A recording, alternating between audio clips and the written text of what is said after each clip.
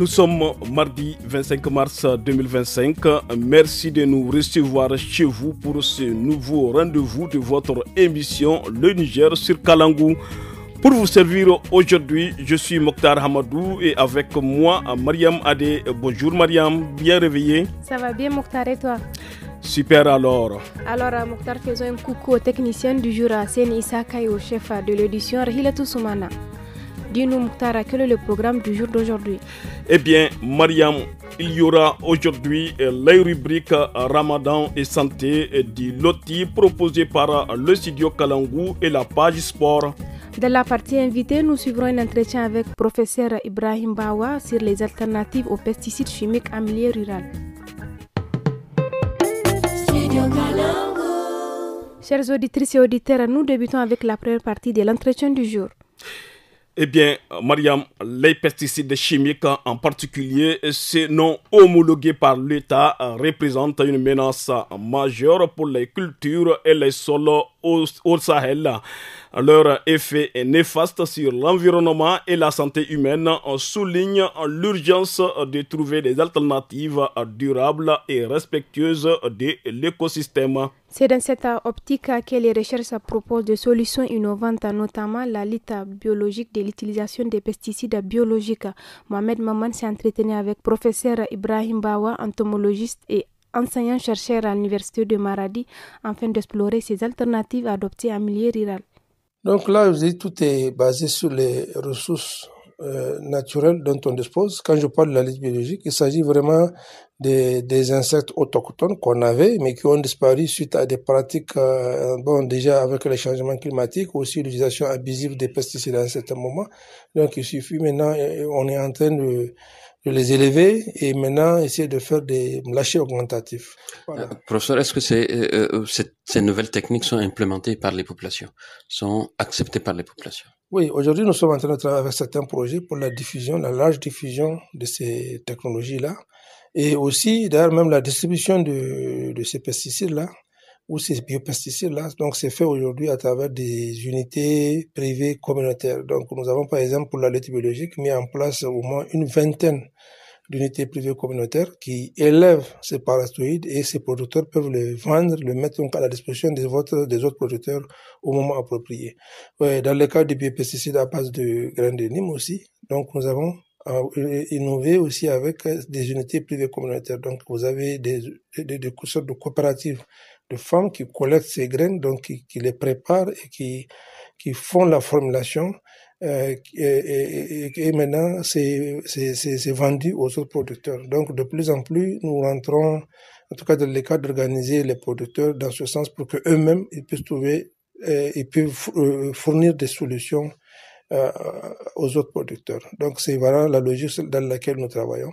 En même temps c'est une activité génératrice de revenus. Donc en tout cas c'est une façon de lutter contre la pauvreté, aussi de permettre aux producteurs d'être autonomes, indépendants avec ces organisations qui sont en train de s'installer comme privées. Professeur, en termes de performance, ces produits ont montré leur capacité à lutter contre les insectes? Oui, je pense que on a toujours ce défi-là. Il y a des solutions. Malheureusement, les pesticides, il est disponible et ceux qui circulent d'ailleurs sur les marchés des maladies, c'est la plupart, en tout cas, vous allez trouver des produits non homologués. Et bon, il y a quand même des boutiques qui vendent de très bons produits, mais sinon, souvent c'est des importations. Donc des produits qui sont même pas acceptés ici, qui sont sur le marché. Donc là, c'est un autre risque parce que les gens vont les utiliser quand même. Mais sinon, quand on suit les calendriers et que on organise et que vraiment on a l'information technique, elles sont très efficaces parce que il y a des études qui ont été faites donc avec toute une équipe qui a travaillé ici au Burkina. Et puis bien avant, quand je prends le Nîmes, vous allez trouver plus de 200 publications qui montrent les vertus du mine en tant que pesticide ou en tant que biopesticide. Et là, en tout cas, sur nos cultures, des résultats très intéressants. Et quand on les utilise correctement, on avoisine vraiment les résultats obtenus avec les pesticides chimiques homologués. Donc, les données sont vraiment disponibles à notre niveau. Et de toute façon, nous n'avons aucune solution pour le moment. Donc, on essaie de privilégier, en tout cas, ce qui est possible dans notre environnement immédiat.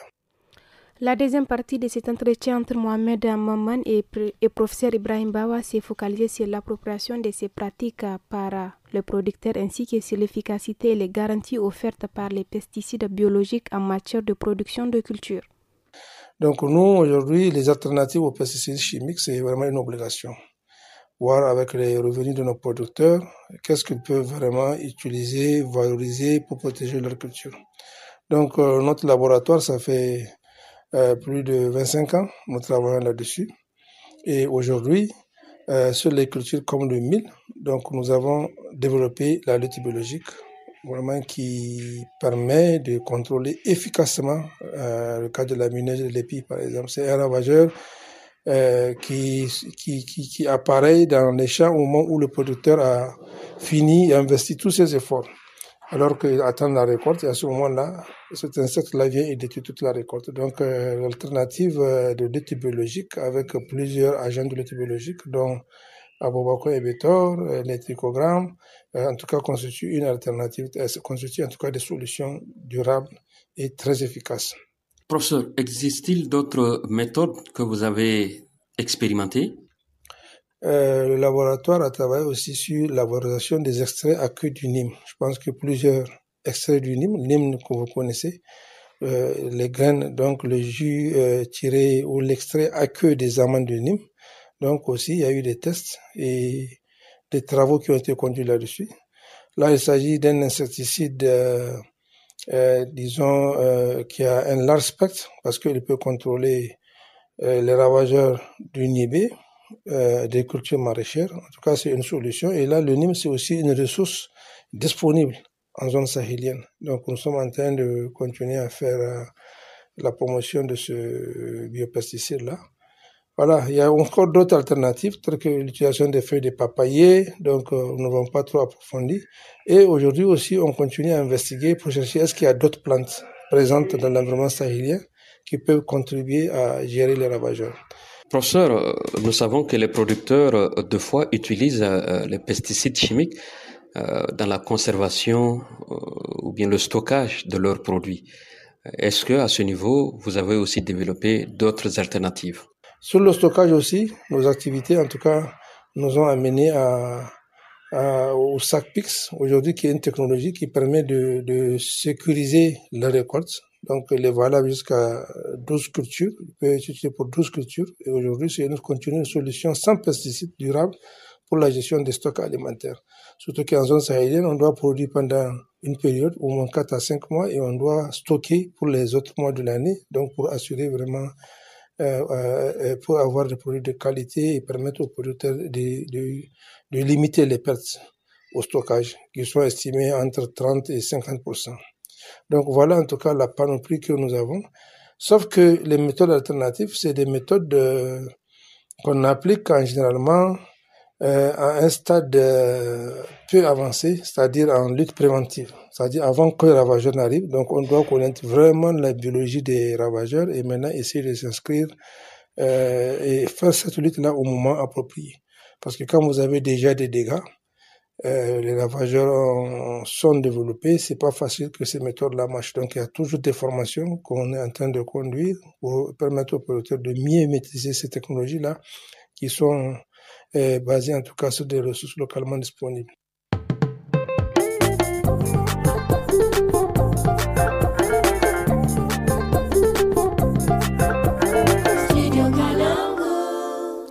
Chères auditrices et auditeurs, place à présent à notre rubrique Ramadan et nous débutons avec les conseils religieux. En effet, Mokhtar, nous sommes à quelques jours de la fin du mois de Ramadan et à cette occasion, il est important de rappeler certains points essentiels. Mustafa Hamadou, prédicateur, nous explique comment prélever l'aumône appelée Zakatul Fitr qui marque la fin du jeûne. Ça va venir maintenant à l'étape de ce qu'on appelle Zakat al-Fitr. Zakat al-Fitr, c'est l'aumône de fin de jeûne de Ramadan, l'aumône de rupture de jeûne. Donc c'est ça, Zakat al-Fitr. Et c'est une zakat qu'on prélève dans les céréales. On ne donne pas ça en devise, mais on prélève ça dans les céréales qui fait les plats de la fête. Et on les prélève avec une certaine mesure qui est déjà connue. Donc on donne aux pauvres. Cette mesure-là, c'est une coupe donc pour chaque enfant à charge. Vous lui prélevez 4 mesures. Ainsi de suite, il y a les pâtes alimentaires, il y a tous les autres aliments qu'on prépare le jour de la fête. Et on donne aux plus pauvres, aux plus démunis et ceux qui ont des handicaps qui leur empêchent d'aller chez eux. Obina Sabir, comme a dit Allah, Obina Sabir, c'est un voyageur qui a retour donc de provisions. Quand on le rencontre, lui aussi, il est parmi les catégories de gens à qui il faut donner ça. Donc, il y a aussi les rituels de la prière, le jour de la fête, les plats de la fête, les félicitations les visites et des félicitations entre des parents, des frères, des connaissances, n'est-ce pas, donc des jouissances. Mais on ne va jamais à la prière à jeûne. Auditeurs, auditrices, restons toujours dans le cadre du Ramadan pour parler d'une tradition courante dans la communauté Hausa. En effet, Mokhtar, il s'agit de Koryan Sallah qui veut dire littéralement en français la calebasse pour la fête. Comme son nom l'indique, c'est le cadeau offert pour les fêtes par les mamans à leurs filles mariées. Cette dernière est composée de vivres, de la volaille et de condiments. Plus de précisions suivant le reportage de Ramotu Issa Wanke.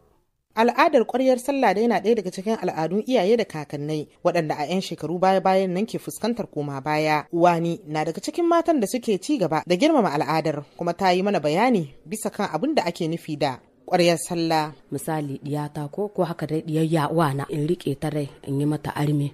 Yanzu sun sallaga da ta yo kusa sai in yi mata wai guze ake ce mishi muku mu ce mishi dan bakwai. Ana mata shi na ɗaya da shinkafa. In baka da hali kana yin na ɗaya da shi da garin masara. Kana azaman ka litir 2. In kana da hali kana aza kashin ka 4 zuwa 5. Kana yin kwankwan tumatir, kana yin roma ji ke kayan miya dai cukam na a gani a ci alsa albarka. Uwa wance taka. Ke in masu hali ne ma habbahu mulmuliya akai da bududuwan mayuka da zabbi ko rago a ce an kai ma an gaye kayan sallah. Da wayo na dai da na tashi dai cikin garin Zandar dai na yi wayo har na zo gaye da arme na yi shekaru ana yin shi nima wurin ga da nake amin ya kai kashi 3. Kuma ko uwar ciki na bata mun ba mutanen kannanta ko abakanta abin nan arziki da nake in yi tuwo in na rike su da daraja in yi musu gumba in yi tuwo in za ni ganin su goran ganau in kai to in Allah da aka ce miki sallar azumi ce ko sallar lece ban ci yaya zan yi. Ana ciko mini dan bakwai ko daro ko wai guiza dai za a ce yadda mutane za su sani ana ciko min shi da tarikice cokam. Amarya Saude dai na daga cikin ɗaiɗaikun amaran da suka samu ƙwaryar sallah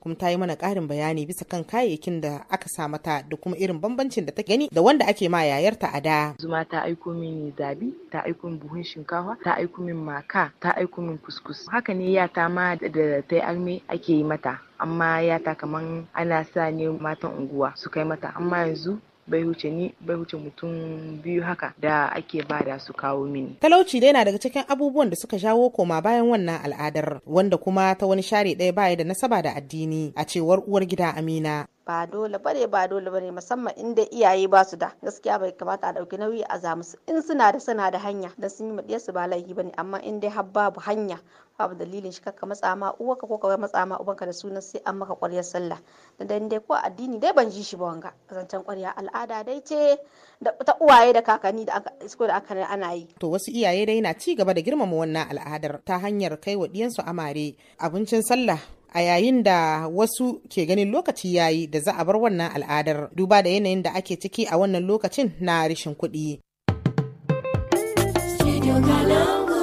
Auditeurs et auditrices du Studio Kalangu, à partir de ce lundi 3 mars 2025, le programme de Studio Kalangu passera à 1 heure de diffusion de 17h à 18h. 1 heure de contenu riche et varié, 1 heure pendant laquelle vous aurez l'émission Le Niger sur Kalangu, des informations en 5 langues, un magazine hebdomadaire, un forum hebdomadaire, l'émission des jeunes tous à la fada les dimanches et un documentaire radio mensuel les samedis. Studio Kalangu au rythme du Niger. Chers auditeurs et auditrices, à présent la rubrique santé de votre émission Le Niger sur Kalangu. Et oui, Mariam Moussa Hamadou, c'est le responsable du centre de surveillance épidémiologique du district sanitaire de la commune d'Agadez, qui nous explique les symptômes de la rougeole, qui est une maladie contagieuse. Elle touche en grande majorité les enfants. Le médecin revient sur comment cette maladie est contractée et comment se fait la prise en charge. Il est interrogé par Anissé Karim. La rougeole est une maladie très contagieuse causée par un virus qui se propage très facilement quand une personne infectée respire, tousse ou éternue et qui peut entraîner une maladie grave de complications ou de la mort. La rougeole se manifeste par une forte fièvre, la toux, une éruption cutanée généralisée, d'écoulement nasal, communément appelé en langue médicale le coryza ou le conjonctivite. Comment se fait la prise en charge de cette maladie? Il n'y a pas une prise en charge spécifique pour la rougeole. La prise en charge est basée sur les signes que les patients présentent. Par exemple, en cas de fièvre, l'agent de santé doit tout faire pour casser la fièvre et administrer de l'antibiothérapie pour au moins essayer de gérer les complications, les éruptions cutanées, mais il n'y a pas une prise en charge spécifique pour la rougeole. C'est en fonction des signes que présentent les patients que se fait la prise en charge. Comment prévenir la rougeole? Pour ce qui est de la prévention de la rougeole, elle est basée sur la vaccination. Vous savez, au Niger, on a un programme qu'on appelle le programme élargi de vaccination. Et ce programme élargi de vaccination, c'est un calendrier vaccinal qui doit être respecté pour la cible de 0 à 11 mois. Les vaccins qui se fait à cette tranche d'âge-là, au 9e mois de la naissance, c'est le vaccin anti-rougeolé qui s'est fait administrer à l'âge de 9 mois. Donc après révision de ce calendrier vaccinal, il s'est avéré que la seule dose qui est administrée aux enfants de 9 mois ne peut pas suffire pour protéger ces enfants-là contre la rougeole. Donc il a été révisé pour que l'admission de la deuxième dose soit faite à partir de 16 à 23 mois après la naissance. Donc raison pour laquelle maintenant on est là en train d'intensifier la sensibilisation dans la communauté pour pouvoir vacciner les enfants de 16 à 23 mois contre la rougeole pour une deuxième dose. A-t-elle des séquelles? Oui, la rougeole peut laisser des séquelles comme toute autre maladie à le stade avancé ou bien à le stade gravataire. Donc les séquelles qu'elle peut laisser suite à une forte fièvre, la personne peut devenir sourde ou bien des éruptions cutanées généralisées, elle peut laisser toutefois des traces sur la peau de la personne. Et que faire en cas de ces séquelles? C'est la prise en charge et la suivi régulier de ces patients qui présentent les séquelles va vraiment permettre de gérer ces séquelles-là le plus rapidement possible. Que faire pour circonscrire la maladie? Pour circonscrire la maladie, il faut vraiment une campagne de mobilisation sociale. Quand je dis campagne de mobilisation sociale, donc que tout le monde puisse prendre conscience que la maladie là existe et qu'elle est très contagieuse et que personne n'est épargné de la maladie. Donc tout enfant et personne âgée peut contracter la maladie. Maintenant, pour circonscrire cette maladie là, nous appelons à nos mamans et nos papas de tout faire pour amener ces enfants là au niveau des centres de santé le plus proche. Dès qu'il y a une fièvre, écoulement nasal, conjonctivite que nous appelons inflammation au niveau des yeux, des paupières des yeux, une éruption cutanée généralisée, c'est de vraiment s'adresser au centre de santé le plus rapidement possible et le plus proche pour une meilleure prise en charge. Vraiment, la prise en charge, c'est facile par rapport à ce qu'on reste à la maison jusqu'à ce que les cas se compliquent. Quel est l'apport de la communauté en cas de riposte? L'apport de la communauté, vraiment, c'est de sensibiliser dans le lieu de regroupement, à savoir les mosquées, les endroits de réunion en grande envergure, le baptême. Vraiment, nous appelons les leaders de la communauté à lancer une sensibilisation au sein de cette population-là pour pouvoir fréquenter les centres de santé et leur rappeler que la seule dose que les enfants ont l'habitude de recevoir à l'âge de 9 mois ne peut pas suffire pour protéger ces enfants. Donc c'est l'occasion maintenant de leur dire que vraiment il faut retourner au niveau des centres de santé avant le deuxième anniversaire de l'enfant. Donc à partir de 16 mois à 23 mois pour avoir la deuxième dose de vaccin anti-rougeolé. Voilà, chers auditeurs, c'était là la rubrique santé. À présent, place à l'écho de région qui nous amène à Difa. Et oui, Mariam, la jeunesse de cette zone est un maillon essentiel de la communauté. Elle contribue au développement à travers des travaux d'intérêt communautaire. Ceci se traduit par des activités qu'elle réalise dans différents secteurs de la vie au profit des populations. Les jeunes du département de Goudoumaria ne sont pas laissés en marge. Pour plus de précision, écoutons ce reportage de Mahamadou Mado de Goudoumaria. À Goudoumaria, la jeunesse mène diverses activités pour le bien-être de la communauté. Mais Moussa Barma, le président du conseil de la jeunesse du département, énumère quelques-unes. Nous avons pu organiser quelques activités malgré nos moyens très limités. Nous avons eu à faire plusieurs activités de salubrité au sein de la commune. Ensuite, on a organisé une émission, un débat sur la question de la consommation de drogue au niveau du radio Kessa. Ces jeunes ne sont pas arrêtés uniquement à ces actions. Ils ont conduit d'autres actions dans des villages qui ont attiré l'attention des autorités communales. Hamidou Moussa Yaye, l'administrateur délégué de la commune de Goudoumaria, salue leur initiative. la jeunesse de la commune rurale de Goudoumaria. Ils ont eu à faire un certain nombre d'activités qui répondent parfaitement aux idéaux des plus hautes autorités de notre pays. Pour ce qui est de la ville même de Goudoumaria, la jeunesse s'était attelée à planter des arbres dans les écoles, ce qui est une très bonne chose vu la nature, l'écosystème de Goudoumaria. La jeunesse de Kilakam qui a eu une très belle initiative, celle de construire un hangar dans l'enceinte du CSI. 90% du financement provient d'une cotisation de cette jeunesse. Ensuite, la jeunesse de Bouti avait contribué également à la participation d'achat de 3 tonnes de ciment pour pouvoir travailler sur un ravin qui menaçait la ville. D'autres activités ont été réalisées pour prévenir les accidents de la circulation sur la route nationale numéro 1 RN1 qui est envahie par un arbuste non consommé par les animaux. Mais Moussa Barma, le président du conseil départemental de la jeunesse de Goudoumaria, nous en dit plus. Il y a ce qu'on appelle pataka ou pergilaria tomentosa en français. Ça a envahi la zone. Les partenaires et la mairie ont mené une activité de la coupe de ces arbustes. Maintenant, à la fin, on a constaté les sables a envahi les goudrons. Les jeunes ont pu faire la fixation des dîners en partenariat avec la mairie. L'autorité de la commune, l'administrateur délégué Hamidou Moussayaye, estime que ce que font ces jeunes du département est un exemple à suivre. Je crois que c'est une très belle initiative. Si toutes les jeunesses peuvent s'inspirer de cela, donc c'est des belles initiatives qu'ils sont en train de faire. C'est une bonne chose. Ils doivent continuer dans ce sens et même de redoubler d'ardeur pour pouvoir montrer ce qu'ils peuvent faire d'accompagnement aux autorités de la commune. Auditrices, auditeurs, vous venez là de suivre le reportage de Mohamedou Mado de Goudoumaria rendu au studio par Nafissa Adamou Sirfo.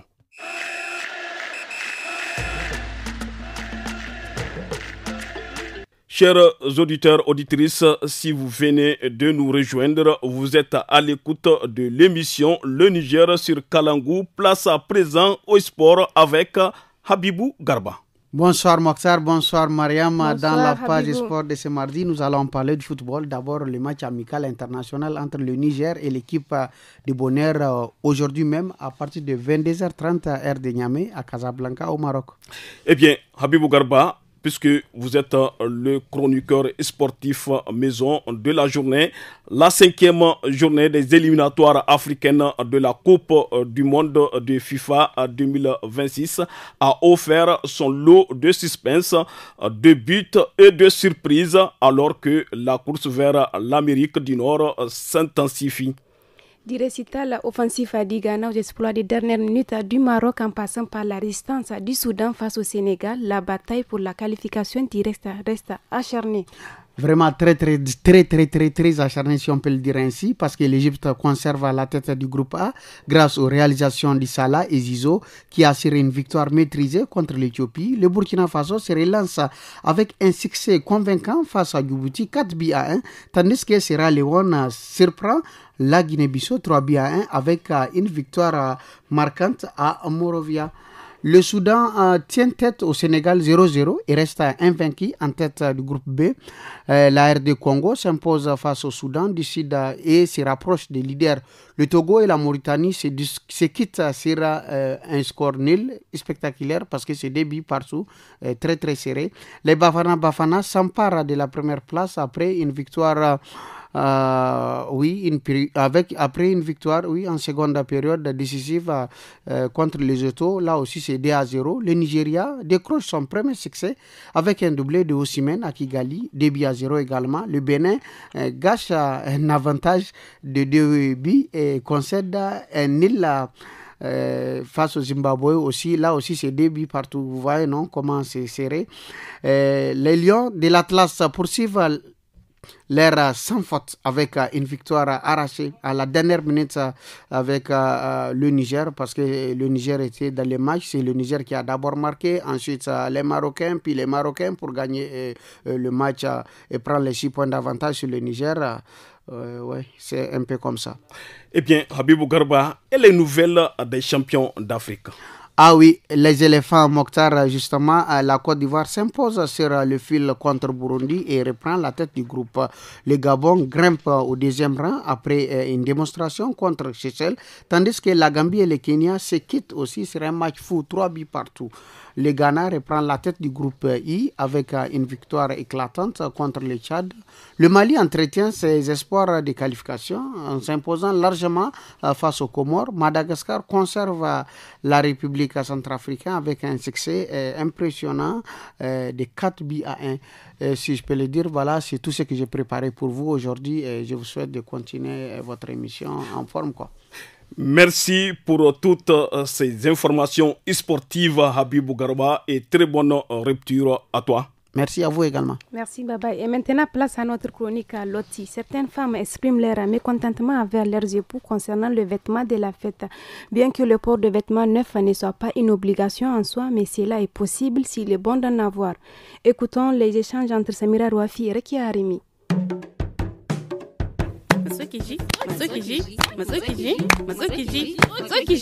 Hey! Matsukiji.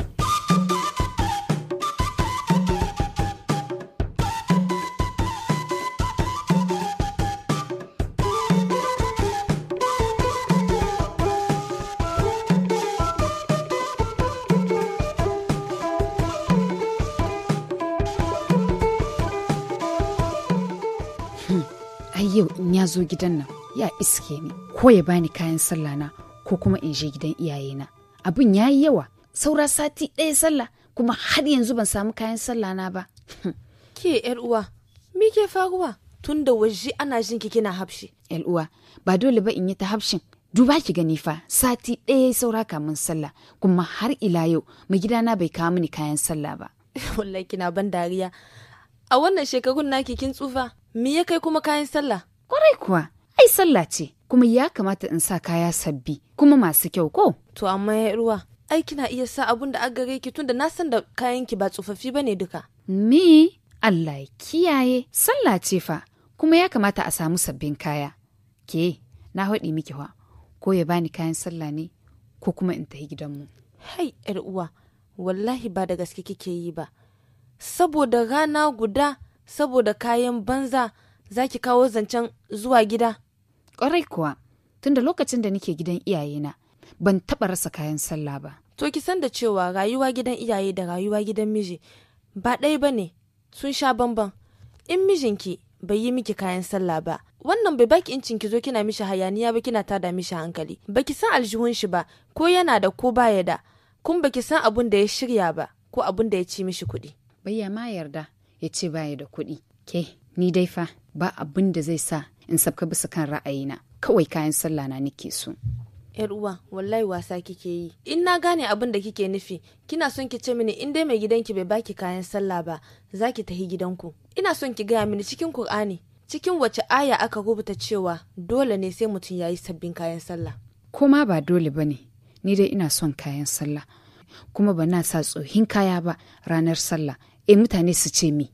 Kenan duk abin da kike yi saboda mutane ne kike nan gayi, baki damu ba da mijinki da ya girmama ki gaban Allah da gaban mutane da ya aure ki, ya rufa miki asiri. Duk wanda ki yi baki iya burge kowa da kowa. Mijinki kuma in yana da hali za ya faranta miki rai, amma ba dole bane ya miki kayan sallah saboda ko addini bai tilasta ba. Gaskiya kina da gaskiya al'uwa. Har ma na ji kumya wallahi. To, tun da kin riga kin gane, ai wannan kawai ya isa. Kuma nan zuwa gaba ki ringa tunani har kike yin wasu irin abubuwa. Insha Allah, to na gode miki da wannan shawarorin da kika bani. Kin gani zai sa ma kar in je in tada mishi hankali ba gaira ba sabi.